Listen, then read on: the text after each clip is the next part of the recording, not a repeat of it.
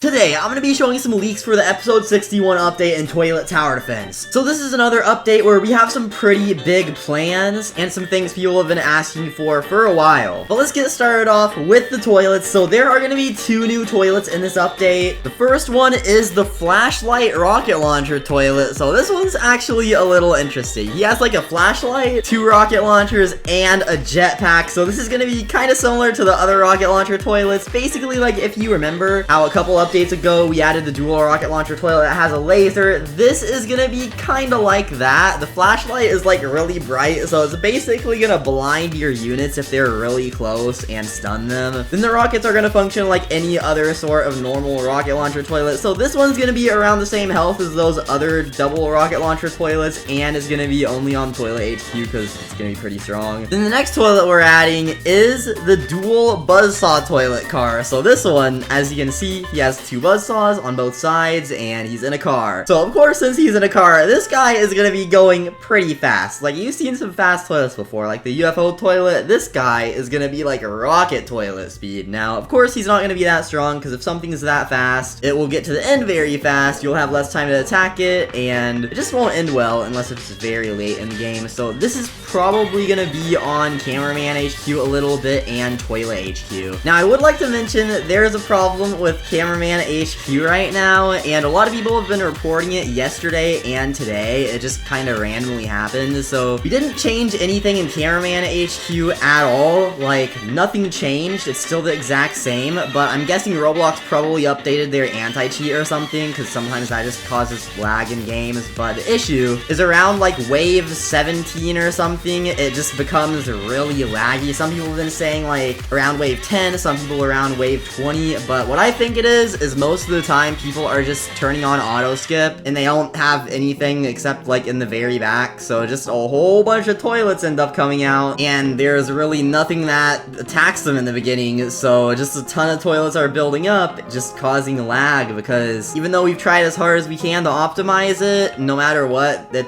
will not run smoothly if you have like thousands of toilets down. So I'll look into that next update, probably reduce the amount of like small toilets and other things, because let's be honest, you're probably going to be able to get all of them. It doesn't really matter if we don't have them or do have them, but it's just going to cause lag. Like, the earlier waves don't really have that many toilets, but once we start getting to around like wave 10 to 20, a lot of small toilets spawn really fast, so I'll just leave that and go back to that later in the video when we're on a later wave. So another leak I want to show you guys is the trade history. So we've actually been working on this for a while, and we actually do have a working version of the trade history. It's only an admin command though, and with this admin command, we're able to see anyone's trade history, which means if there is someone cross-trading, we can go undercover to find out their username and ban the people that are doing a ton of cross-trading. Like, just a few days ago, our community manager banned someone that had hundreds of mythics from cross-trading. So guys, remember, cross-trading is against the Roblox TOS. Do not do it or else you will get banned from the game, and if you report it on Roblox and they find proof, then you could even be banned from Roblox. So it is not a good idea, but that means if someone's cross-trading and we find them out, we can look at alts they're trading probably like hundreds of mythics to and easily find their alt accounts. So just please don't cross-trade. But now trade history is gonna be a completely public feature, because right now we just implemented it in admin commands, but with the trade history in the trade menu, here's what it will look like now. So you can see there is a new button in the bottom right by the search, and pressing that will allow you to open up a new menu where you can click on your previous trades and see what you've traded in the past. So this will be really useful for partners, because if they trade someone after signing their units, they can like see who they traded and won't have to just rely on memory, and you'll be able to see past trades you've done. It's gonna be limited at a certain amount, probably like the past 100 trades, maybe past 200 trades, and ever since we added trading, people have been asking for that, so I'd say it's a pretty useful feature. And I'm currently on wave 18. I've had auto skip on and I'm still not lagging. Now, people were saying everything, which on the Roblox side, by the way, it was freezing, because if it's on your computer side, you'll get really low FPS. If it's on Roblox's side, stuff will just stop moving, unless your like Wi-Fi disconnects or something, but usually it's on Roblox's side if the game still works, but everything's like frozen. But as you can see, there are a ton of large toilets and smaller toilets. Now, I am on a computer. If you're on a mobile device, it could get a bit laggy with a ton of toilets, which is why I said we're definitely gonna lower the amount of like small toilets and stuff that spawn on these waves, because just look at wave 21, how many small toilets are spawning. I can see them kind of starting to lag. The next big feature we're adding is quests. So I'm not gonna leak everything about them yet, but here's just the icon. And I said last time we were going to be adding quests because right now diamonds are only available in the shop. There's no free-to-play way to get diamonds, but now with quests you'll actually be able to get diamonds for free. Now it isn't gonna be an insane amount of diamonds because of course we want this stuff in the crate to be somewhat rare, but it will be a pretty reasonable amount and it will hopefully help the economy, because right now most people do not have any gems whatsoever. So with this, hopefully most people will use gems, because you can actually trade gems. That's the only currency you can trade. You can't trade coins to value stuff. So everything will be worth a certain amount of gems. And getting off topic a little bit, but yeah, on wave 28 with just auto skipping, there are so many toilets down that they're all just kind of frozen. The best way to avoid this is just not putting your units completely in the back and not having auto skip on for the whole game. It'll definitely lower the amount of small toilets and other small things that spawn next update. But anyways, we'll see gems being traded a lot more. But like I said, you're not gonna get a ton of gems from doing quests, so you'll either have to trade for more after you do all your quests or just grind for a while. But there will be 3 daily quests and 4 weekly quests. In the future, we'll definitely add more ways to get gems, because we are planning to add certain game modes. Like, we're still planning on adding eventually an endless mode, a 1v1 mode. Some possible ideas I've been thinking of were maybe endless could have like a leaderboard that resets every month, and if you're on it you get a certain amount of